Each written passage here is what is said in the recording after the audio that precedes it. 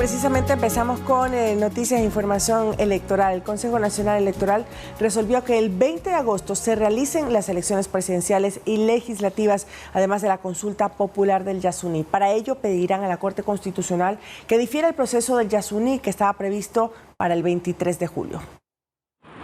En el Consejo Nacional Electoral todos trabajan a contrarreloj para dar trámite a los procesos electorales que están pendientes, entre ellos las elecciones extraordinarias para elegir a presidente y asambleístas, además de la consulta popular del Yasuní.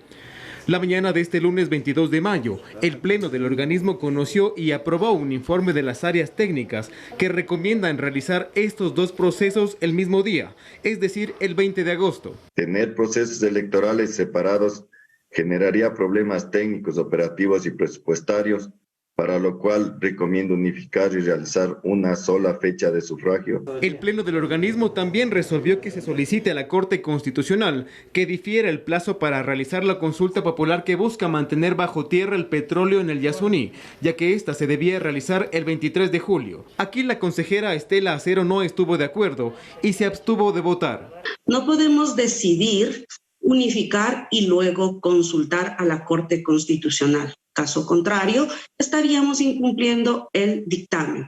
De su parte, la consejera Elena Nájera apoyó este informe y dijo que realizar los dos procesos del mismo día representa un ahorro para el Estado. Lo que significaría un ahorro para el Estado sobre los 40 millones de dólares.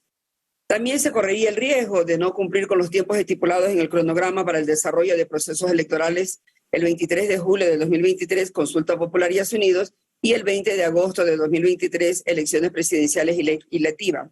Este 24 de mayo vence el plazo para que el Consejo Nacional Electoral realice la convocatoria oficial a elecciones extraordinarias tras la disolución de la Asamblea. Edison Saavedra, Noticias 7. Como lo habíamos adelantado entonces, el día de hoy a las 14 horas se tiene previsto que haya el Consejo Consultivo. Esto ha sido una convocatoria del Consejo Nacional Electoral, esto para las elecciones, en donde se deberá aprobar este cronograma que, como les decíamos, ya tenía digamos este cronograma previsto. Hoy se hará oficial entonces y empezará a regir desde el día de mañana 24 de mayo. Lo que se tenía previsto aproximadamente era que hasta el 31 de mayo se realicen estos procesos de democracia interna en cada partido o movimiento político. El 10 de junio sería entonces la inscripción de candidaturas, del 4 al 10 de junio, la inscripción de candidaturas. Esta es la etapa en donde se deberá entonces luego calificar por parte del CNE. El 8 de agosto sería la publicación del listado oficial de los candidatos y del 10 al 17 de agosto la campaña electoral. No está claro hasta el momento si habrá debate, debería definirse y posiblemente pues se descarta que haya un debate en la primera vuelta y solo podría quedar para la segunda, pero el día de hoy conoceremos en la tarde. Javier Hervas, uno de los candidatos de las presidenciales del 2021, mencionó ayer que él no se iba a candidatizar porque critica que la campaña electoral sea justamente una semana, considera que es muy poco tiempo. Hay otros también posibles nombres que surgían que han mencionado que no consideran que es un tiempo prudente para entregar propuestas y por eso preferirán no postularse en estas elecciones extraordinarias. En todo caso, ya conocemos las fechas, están contra el tiempo todos los movimientos políticos y todos los aspirantes que necesitan desde el 4 de junio entonces presentar sus candidaturas. Luego entonces habrá el periodo de impugnaciones para que esto ya quede en firme. Y por reformas al Código de la Democracia hay que también pensar en qué candidatos son los que propondrán, porque no puede ser, por ejemplo, solo hombres, tiene que haber una cuota de mujeres, así es, por paridad, no solo en el binomio de presidente-vicepresidente, sino también en la Asamblea Nacional. Y lo que nos comentaba el día de ayer el analista político Esteban Ron, que me parece muy interesante, es que los partidos políticos, los movimientos de estas organizaciones deberán mirar cómo les fue en las anteriores elecciones, porque eso también haría pues que sí o sí deban o hacer alianzas o presentar candidatos para estas elecciones en agosto del 2023. Es decir, no puede haber 2 hombres ni tampoco 2 mujeres. Así es, hay paridad, hombre, mujer. Y por eso han sido llamadas también estas elecciones express, ¿no?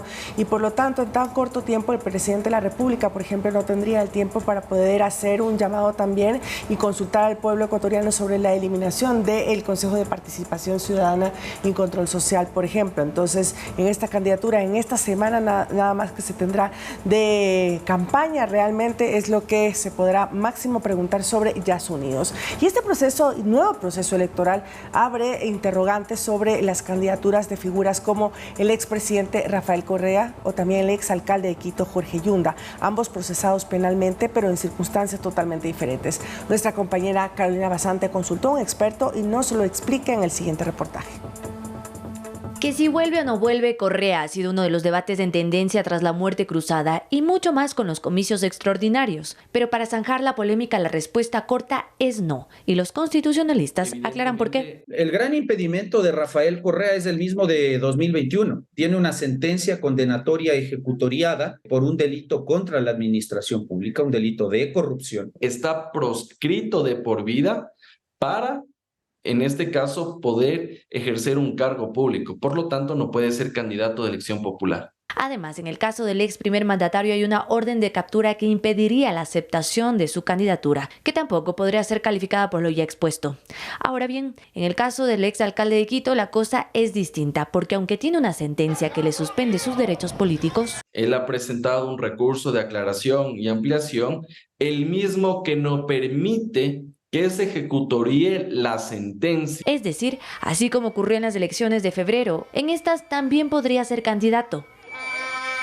Pero ¿qué pasa en el caso de una candidatura del exministro Patricio Carrillo, quien suena como opción a la Asamblea? Pues los expertos dicen que tampoco cabe la posibilidad, porque fue en la misma Asamblea en donde tras un juicio político Carrillo fue censurado, lo que significa que no se puede ejercer cargo público por 2 años a partir de la moción de censura o de destitución. La ley menciona que no puede ejercer el cargo, pero ¿eso también inhabilita de ser candidato o de presentar su candidatura? Efectivamente. Él puede, o la organización política que lo vaya a auspiciar, puede solicitar al Consejo Nacional Electoral la calificación de esa candidatura. La cosa es que el CNE no la va a poder calificar. Entonces, me parecería que dentro de lo rápido que va a ser este proceso electoral, sí sería una irresponsabilidad que una organización política proponga una candidatura y pretenda la calificación de una candidatura de alguien que se sabe, por disposición legal, no va a poder ser candidato. Carolina Basante, Noticias 7. ¿Sabes quién tampoco puede ser candidato? Jorge Glass, porque también tiene una sentencia, en este caso tiene 2 sentencias de hecho, tiene la prelibertad, pero pues no tiene sus derechos políticos para poder participar, y tampoco la ex ministra de Salud, Jimena Garzón, quien por cierto se dedica pues a la medicina, ella no tiene ninguna afiliación política, exactamente, claro. Pero en todo caso legalmente tampoco podría hacerlo. Vamos a seguir porque se ultiman los detalles para el informe de la Nación que brindará el 24 de mayo el primer mandatario Guillermo Lasso el día de mañana, en esta ocasión de manera inédita, pues no será en el Pleno del Legislativo tras su disolución. El evento se efectuará en el auditorio de la Plataforma Gubernamental de Desarrollo Social. Esto queda en el sur de Quito. Veamos. Este miércoles 24 de mayo, la tarima del auditorio de la Plataforma de Desarrollo Social, ubicada en el sur de Quito, se vestirá de los colores patrios. Y es que será el escenario de la segunda rendición de cuentas que presentará el jefe de Estado, Guillermo Lasso. La intervención del primer mandatario se estima sea alrededor de 40 minutos. El evento contará con espacios musicales de la mano de Hachiwa. Además, la Orquesta Sinfónica Nacional del Ecuador entonará el himno nacional. Se prevé que el evento inicie a las 11 horas y asistan alrededor de 400 personas, entre parte del gabinete ministerial, autoridades nacionales, cuerpo diplomático, así como la ciudadanía. Transmisión que podrá ver por la pantalla de Ecuador TV. Bueno, Ecuador TV va a levantar la transmisión con 9 cámaras, de las cuales 5 van a estar en la parte exterior y 4 van a estar en la parte acá interna del auditorio. Vamos a estar 25 técnicos entre personal de operaciones y personal de transmisión. Y esta señal va a estar a nivel nacional, la podrán ver a través de nuestras 93 repetidoras a nivel nacional y las 6 repetidoras de Pública FM. Por mandato constitucional, cada año el jefe de Estado debe presentar ante la Asamblea Nacional el informe a la Nación sobre el cumplimiento del Plan Nacional de Desarrollo. Sin embargo, en esta ocasión la rendición de cuentas no será ante el Legislativo, tras su disolución el pasado 17 de mayo. A mí me parece correcto que hagan el informe a la Nación en un lugar neutral. Tiene que informar, eso está bien, porque tiene que saber la ciudadanía qué hace el gobierno en función de los beneficios que va a traer a la ciudadanía. Que sí estamos interesados en saber qué es lo que está pasando y qué es lo que va a pasar. O sea, independientemente de que siga o no siga él en el poder, todos estamos en la obligación de estar comunicados. Las 13 instituciones que forman parte de la plataforma gubernamental del Sur funcionarán con normalidad. Así lo aseguraron sus autoridades a través de un comunicado de prensa. Sin embargo, si debe efectuar un trámite en el lugar, tome en cuenta los estrictos controles de seguridad en la zona. Y así llegar a tiempo. Olga Velasco, Noticias 7. Estamos ahora siempre, más bien estos días, frente a hechos inéditos. Sí. ¿Por qué lo decimos? Porque ya lo hemos escuchado en la nota, pues esta rendición de cuentas, este informe a la Nación que da cada 24 de mayo el presidente de la República, debe hacerse por mandato constitucional frente a la Asamblea Nacional. Por eso es que esta vez entonces se especulaba incluso que iba a ser en el Parque Bicentenario, pero finalmente la Secretaría de Comunicación ya ha confirmado, ya se preparan entonces todos los detalles, se ponen a punto en lo que es ahora la plataforma gubernamental de desarrollo social. Esto es en el sur de Quito, en el sector de Quito.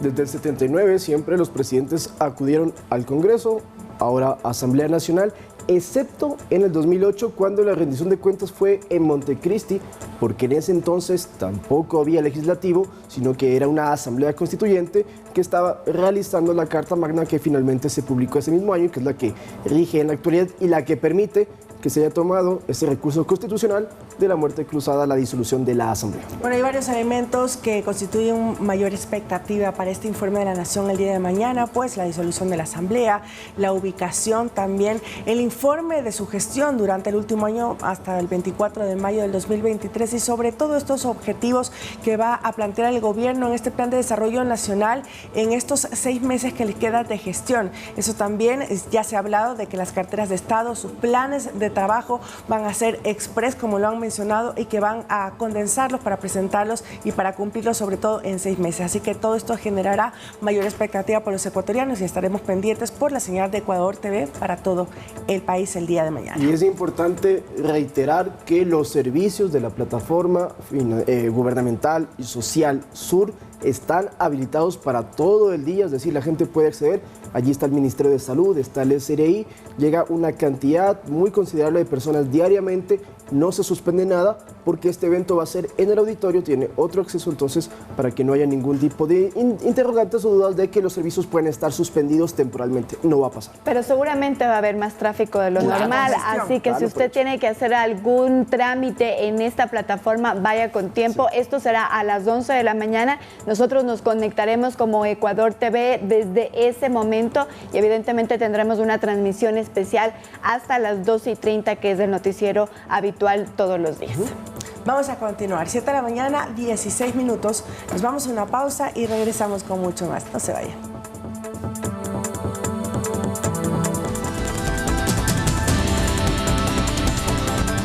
De la mañana con 18 minutos. En otros temas, 8 cadetes habrían sido abusados sexualmente al interior de la Escuela Superior de Policía al norte de Quito. El acusado es otro aspirante a policía a quien la Fiscalía le formuló ya cargos y guarda prisión preventiva.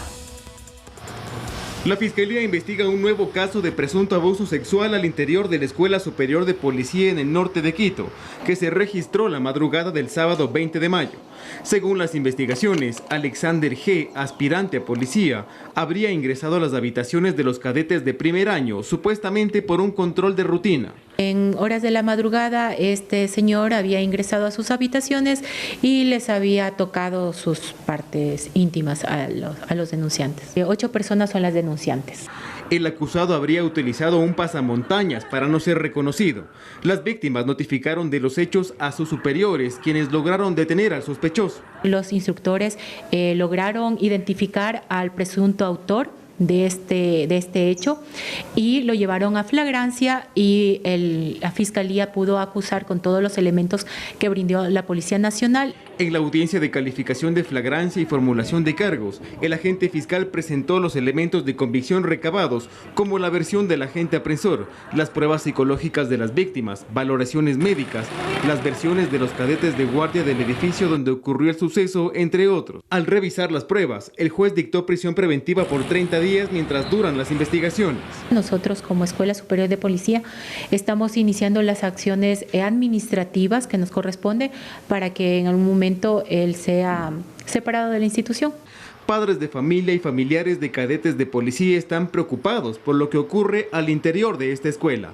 Fue una preocupación para todos en la casa, en la familia. Esto ya, no sé, se está yendo de las manos. Habría que tener un control más exhaustivo para tener los que estamos afuera, los padres, una seguridad. De ser hallado culpable, Alexander G. podría recibir una pena de 3 a 5 años de prisión.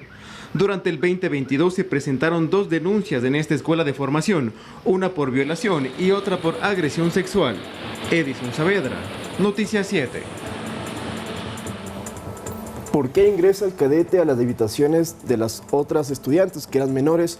Porque él iba a hacer un control de pijamas, era como él había mencionado, y esta era parte de la inspección de revisar si estaban correctamente uniformadas, y por eso es que hizo lo que cometió. Pero el día de ayer se especificó que no fue el abuso sexual contra 8 estudiantes mujeres, sino contra 8 estudiantes hombres, varones. Es lo que ha dicho la máxima autoridad de la Escuela Superior de Policía. Recordemos que esta persona, Alexander G., ya fue ahorita puesta en prisión preventiva mientras se sigue esta investigación. Bueno, y todo esto hecho ocurrió el 20 de mayo, el sábado 20 de mayo, pues cuando pasó esta revisión el cadete. Hasta este martes 23 de mayo se podrá postular a las instituciones de educación superior a través de la CENESID. ¿Cómo se realiza este proceso? Se lo explicamos a continuación.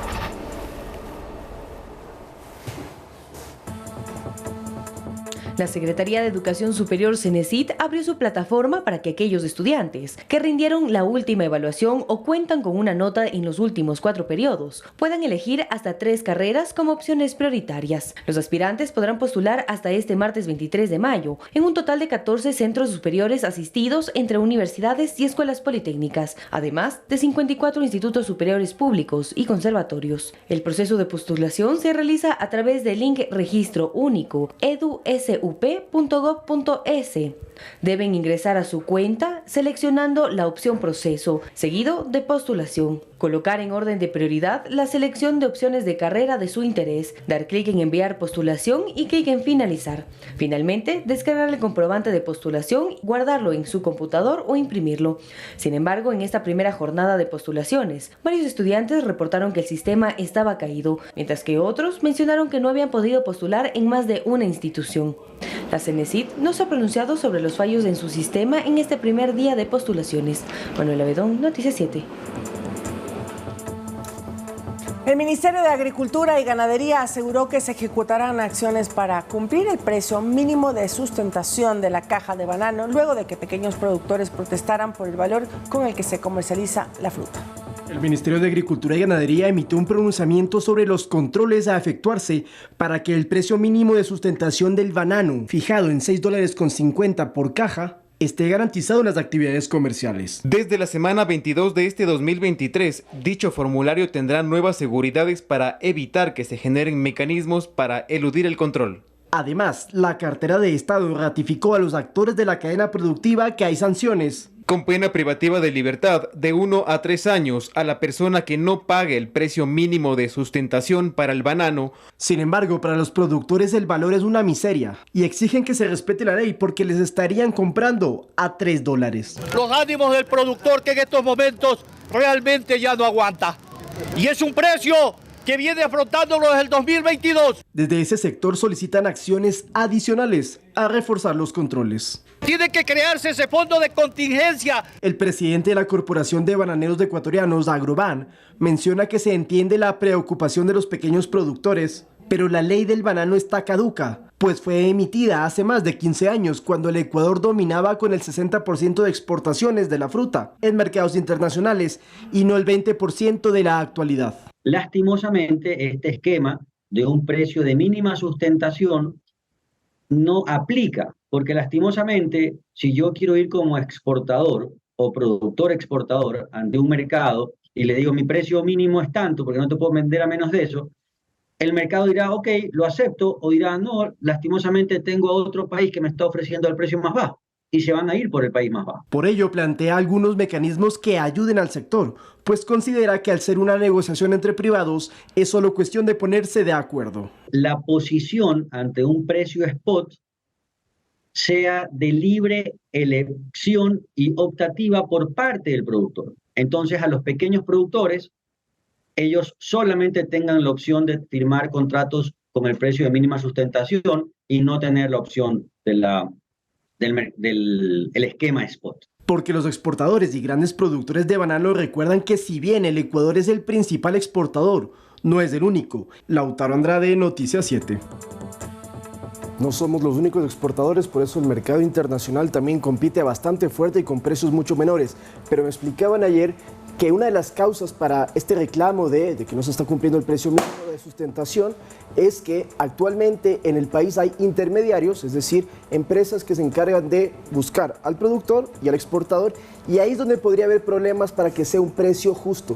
Además, otro inconveniente que se ha suscitado es que, por ejemplo, cuando están hablando del tema de exportar el banano, en muchos casos se revisan los certificados, si estos cumplen todos los parámetros y dan bonificaciones. Los pequeños productores, mencionan algunos grandes, que se quedan en una zona de confort porque no necesitan buscar mejorar su producto, dado que igual hay un precio que siempre les van a pagar.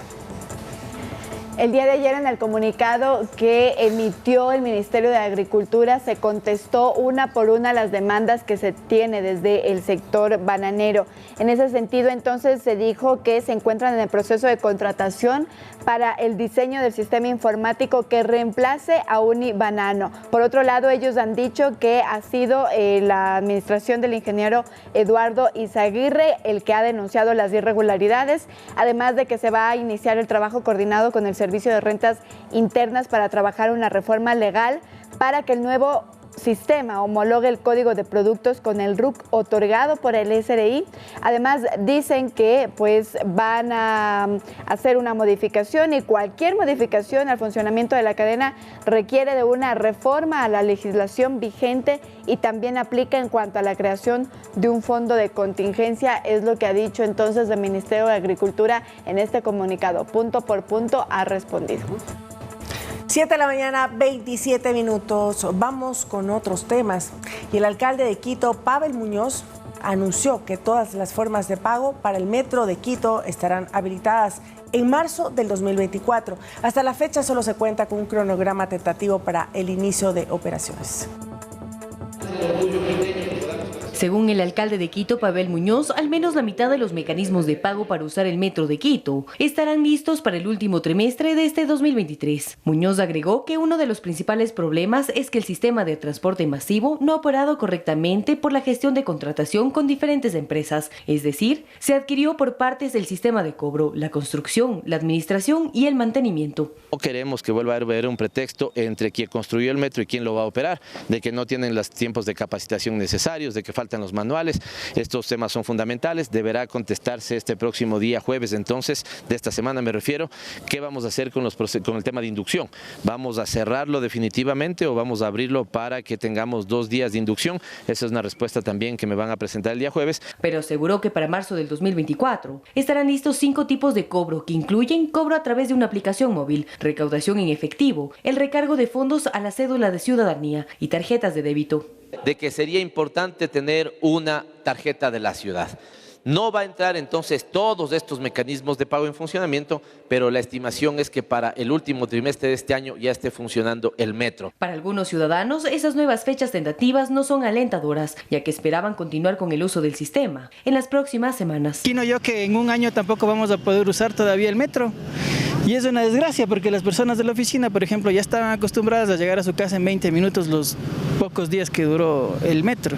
En mi parecer es un poco decepcionante porque llevamos mucho tiempo esperando lo que es el metro de Quito. Una fecha establecida más que todo y que sea concreta, porque siempre nos ponen fecha y nunca pasa.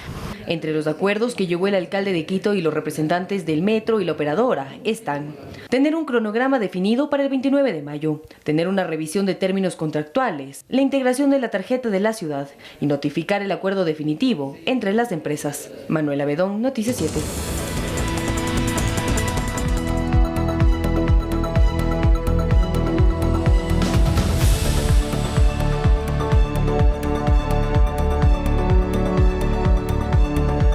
De la mañana con 31 minutos y ya se encuentra en nuestro segmento de entrevistas Henry Cucalón, ministro de Gobierno. Ministro, muy buenos días, gracias por su presencia aquí. Buenos días con todos los televidentes.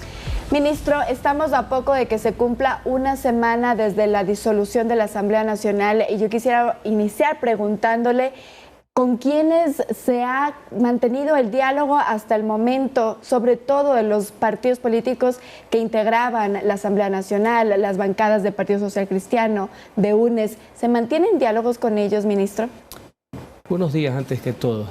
El acto de disolución de la Asamblea Nacional y convocatoria de elecciones anticipadas queda absolutamente claro que es un acto constitucional, una prerrogativa del presidente de la República. Un acto de gobierno, una decisión que solo le compete al primer mandatario.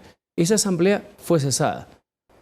Diálogos con las bancadas que promovieron un juicio ilegal, un juicio sin fundamento, un juicio sin argumento alguno, no ha existido. Pues sí, son parte del problema por el cual, entre otras cosas, y con el permanente afán de bloqueo, de ingobernabilidad y de oposición irracional, no se puede llegar a ningún lado.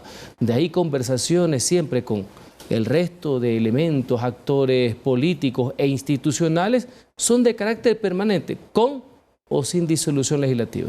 Y los asambleístas que eran de la bancada Ecuador, de la bancada del Acuerdo Nacional, cercanos a ustedes, están trabajando junto al gobierno porque se hablaba que ellos inclusive iban a poder elaborar también estos decretos y estas reformas que el Ejecutivo va a plantear la Corte Constitucional.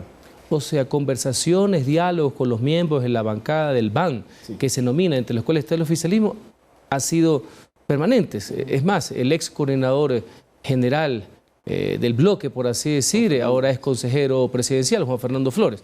Así que eso es lo más regular del mundo y algunos se incorporarán a actividades de gobierno y seguirán aportando, sumando a las labores y a la gestión gubernamental, ¿no? De acuerdo. Ahora entremos en materia de estos decretos ley que se han enviado ya, entendemos uno de las reformas tributarias. ¿Cuáles serán los siguientes que se envíen a la Corte Constitucional y tal vez no les preocupa de alguna manera que aún la Corte no se pronuncie respecto de la primera que ya se envió?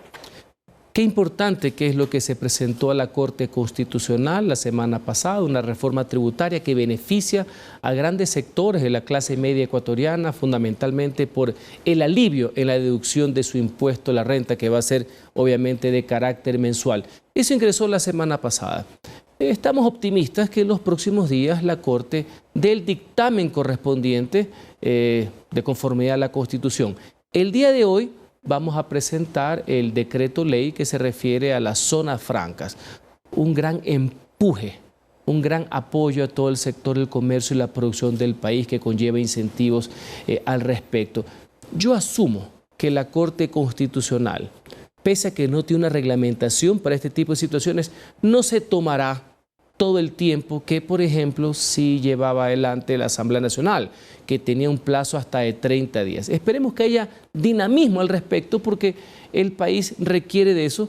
Por algo son proyectos de decretos ley económico urgente. Recordemos que solo pueden ser circunscritos a esa materia y comprender las necesidades que tiene el país. Ministro, para que la población también entienda, ¿nos puede dar más detalles de estas reformas o de este proyecto de zonas francas? Sí, justamente es aportar con una serie de beneficios, incentivos, zonas especiales donde se pueden desarrollar actividades, ¿me explico?, que conllevan que haya los incentivos correspondientes por parte del Estado. Es una cuestión que va a ser, pero muy alentadora. Tiene que ver también con concepto de inversiones. Hay algunos elementos que lo iremos desarrollando apenas se presente el día de hoy. Eso quería también consultarle, porque el ministro de Producción había dicho que se planteaba la opción de presentar una ley de inversiones. ¿Es también, aparte a esto de zonas francas? Es que todos son una serie, por eso son decretos, leyes. Todo tiene que ver con lo económico, lo de la semana pasada, lo tributario también. A la final, esa es la idea fuerza, ¿no? Ese es el propósito general que va en la línea de la recuperación económica. Pero el día de hoy específicamente, entonces, en esta ley de fomento para las inversiones se presentará, digamos, implica que hayan zonas francas e inversiones, no es que se va a presentar por separado. No, hay una parte que tiene que ver con inversiones, porque obviamente sin inversiones no hay zonas francas. También se habló la semana pasada y en este espacio vino el ministro de Transporte y nos dijo que se necesitaban reformas para la contratación pública. ¿Esto también lo están elaborando, ministro, quizás esta semana o cuándo se podría ver este? Se está analizando. Hay algunas cosas que pueden hacerse vía reglamentación, otras que pueden ser reformas a la ley de contratación pública, pero hay que tener mucho cuidado porque hay que tratar de delimitarlas a un concepto de económico urgente. Que es lo que señala la Constitución y lo que obviamente va a dictaminar la Corte Constitucional. No puede ser cualquier cosa. Hay muchísimas cosas que quisiéramos hacer vía ley con esta facultad especial que haga el presidente. Imagínense, ¿por qué no reformas al Código de la Democracia? Entre estas cosas. Pero no se puede, porque la cancha está marcada. Entonces, no se presentará las reformas a la contratación pública, nos lo había confirmado ya el ministro de Transporte. ¿Y qué otras leyes se podrían? Poco a poco, tampoco es de ir atropellando cosas porque ni siquiera sale la anterior. No quisiéramos que la Corte Constitucional nos diga, señores, despacito, ¿no? Uno por uno. Así que hay que hacerlo también con un ejercicio de racionalidad. Me quiero quedar con algo que usted acaba de mencionar, que no se puede emitir una serie de decretos de todo. Justamente, decretos, leyes, sí, porque decretos el presidente puede seguir firmando. Pero decía la CONAIE en su reunión de la semana pasada, le envió un mensaje al gobierno, de hecho, de que trate de no emitir decretos que afecten o el bolsillo de los ecuatorianos, o que privaticen el Estado, o que quiten espacio de zonas de reservas naturales. Decretos, decían ellos, que no sean como una dictadura. ¿Cuál es la respuesta de ustedes ante esto? La CONAIE me merece todo el respeto del mundo, es una organización social de muchísima trascendencia. Algunos de los dirigentes saben decir ciertas cosas y casi siempre ocurrencias, entre las cuales está decretos que privaticen. Eso no puede ser posible porque la Constitución expresamente los prohíbe. Lo que pasa es que ese dirigente es el que pasa amenazando permanentemente con ciertas cosas, hasta ahora no cumple nada. Tenga la seguridad que todos los decretos, tanto los ejecutivos que haga el presidente de la República como los decretos leyes, siempre estarán amparados en la Constitución y en la ley y no afectarán el bolsillo de los ecuatorianos. Prueba de aquello es el decreto ley en materia de reforma tributaria. Ministro, se ha hecho la convocatoria el día de hoy también para emitir este reglamento para que la ley que ya está en vigencia desde junio del año pasado, pues también se complemente. ¿Qué contendrá este reglamento para la ley de uso legítimo de la fuerza, ministro? Por supuesto, no puede ir más allá de la ley. Precisa, porque eso es lo que hacen los reglamentos, precisa, delimita, pero no puede ir más allá de los principios básicos que siempre estuvieron. Porque uso legítimo y proporcional de la fuerza es un principio que tiene siglos. Lo que pasa es que aquí, ante algunas inquietudes válidas, se fueron reformando en materia penal para tener todos los elementos cubiertos que permitan a la fuerza pública, en defensa del interés público, en defensa de la vida, en defensa de los bienes de los ciudadanos, poder actuar y que obviamente no exista responsabilidad si lo han hecho de manera adecuada como debe ser. Esto es un espaldarazo, esto es un apoyo a las acciones que lleva adelante la Policía Nacional y la Fuerza Pública, la Fuerza Armada, en esta gran cruzada contra el terrorismo y el crimen organizado. Y esta propuesta de que Fuerzas Armadas coordinen con la Policía Nacional, que en estos momentos quizás se lo aplique diferente porque está el decreto del terrorismo, ¿considera usted que hay que buscar la manera de que se lo pueda aplicar efectivamente? Entendemos que esto quedó en stand-by porque la Asamblea fue disuelta. Uno de los pocos temas en que se pudo generar un consenso con la Asamblea pasada fue justamente el que usted señala. Se terminó aprobando en segundo debate con una amalgama y convergencia de fuerzas legislativas el informe para que la Constitución sea reformada y permitan a las Fuerzas Armadas intervenir también en materia de seguridad interna, es decir, contra el crimen organizado, y que quede plasmado en la Constitución. Eso evidentemente por los próximos 5 meses y medio no va a ser posible. Y recordemos que de la aprobación del Pleno tiene que ir a un referéndum, tiene que ser aprobado por el pueblo. A la par, el Ejecutivo, el Gobierno Nacional, ha emitido una serie de acciones que están permitiendo de una u otra manera esa intervención. Una de aquellas fue la resolución del Consejo de Seguridad Pública del Estado, reflejada en un decreto ejecutivo del presidente, por el cual estos grupos que tienen estas prácticas terroristas pasan a ser un objetivo de la seguridad nacional. ¿Por qué? Porque atentan contra la integridad territorial y la soberanía.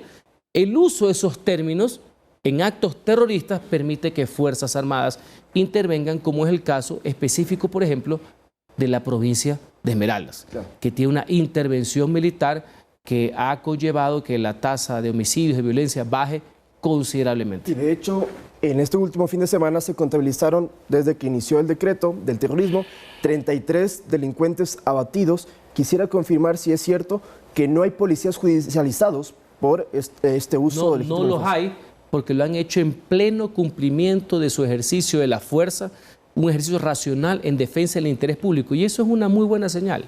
Esa es una señal de respaldo que da no solamente la ciudadanía y la ley para que la fuerza pública, es decir, las Fuerzas Armadas y la Policía Nacional actúen con firmeza y contundencia en el combate al crimen organizado, en el combate a los delincuentes, en el combate a los asesinos, en el combate a los violadores.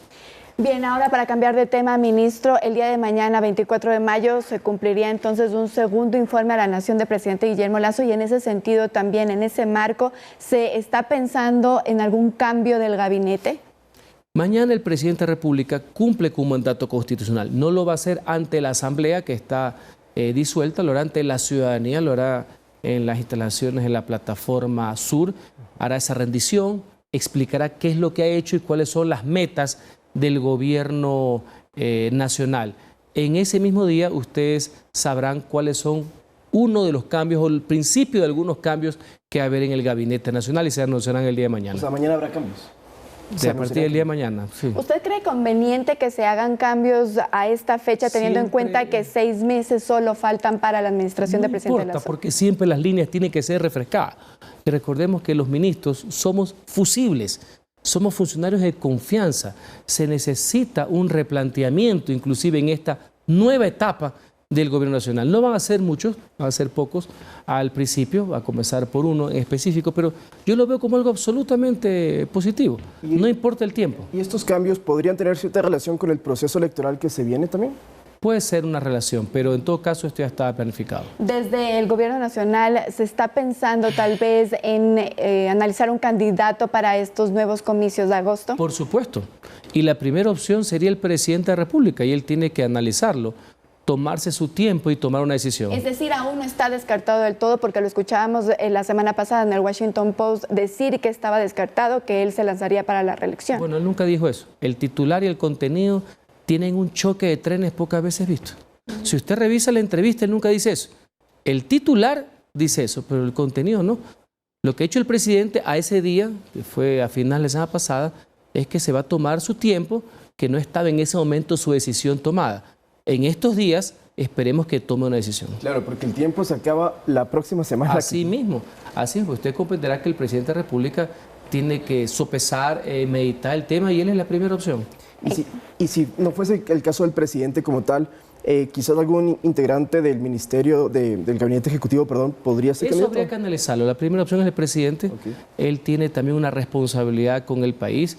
Una opción es que él se presente para culminar su periodo. Hay muchas cosas todavía que faltan. Lo que ha existido es una crisis política gravísima pero el accionar gubernamental necesita todavía mucho arranque, mucho empuje, mucho optimismo al respecto. En todo caso, hay todavía algunos días, no muchos, para tomar esa decisión. Sí, porque solo para complementar esto, es muy posible, y lo dicen los analistas políticos, que la nueva asamblea que llegue a gobernar estos últimos año y medio, que esté en funciones, quizás tenga un mayor número de opositores al actual gobierno. Bueno, la oposición como tal nunca es problema. La oposición es sana en democracia. La irracionalidad y el afán conspirativo que tuvo la anterior es lo que es criticable y por eso lo disolvieron. Y solo para finalizar, ministro, ¿qué opinión les amerita desde el Gobierno Nacional ya las personas o los perfiles que en estos días han anunciado su posible candidatura para estos comicios? Es bueno que haya un ejercicio de participación y yo saludo que apenas se declaró la disolución de la Asamblea y la convocatoria anticipada de elecciones, hubieron ecuatorianos y ecuatorianas que manifestaron su interés de participar en elecciones, con lo cual no solamente desde el punto de vista legal, sino que en la práctica legitimaron el acto, porque al final de cuentas esto es ir a las elecciones para que sea el pueblo, a través de su voto, que sea actor en la solución de esta crisis. Pero ¿y es posible también que el gobierno no presente un candidato, sino que apoye una de las candidaturas? Se lo preguntamos porque un casi ministro pues ya se postuló para los comicios. Un casi ministro. Sí, Jan Topic decían que iba a ser miembro de la Secretaría, iba a ser secretario de Seguridad. En el mundo de las especulaciones, pues entonces con esa teoría... O sea, lo dijo él mismo. Él mismo, no el gobierno, valga la aclaración. Entonces con esa teoría cualquiera mañana dice yo voy a ser ministro y cualquier cosa. Pero retomando la pregunta. Yo baso en los hechos, esa es mi formación, no en las opiniones. Ahora, cualquiera puede ser candidato y me parece bien que yo sea candidato y recibir los apoyos y las críticas correspondientes a sus posiciones. Y quizás no con él, pero algún otro de los candidatos. El gobierno podría también... No, ¿no? Claro, sí, de acuerdo. Sí. Pero hay otros candidatos y precandidatos ahorita. Bueno, lo lógico, y suena hasta romántico, es el tema de la concertación y la convergencia. Lo más difícil es llevarlo a la práctica, pues, ¿no? Así que eso sería lo lógico, un gran frente por la patria, por así decir, porque hay un objetivo en común.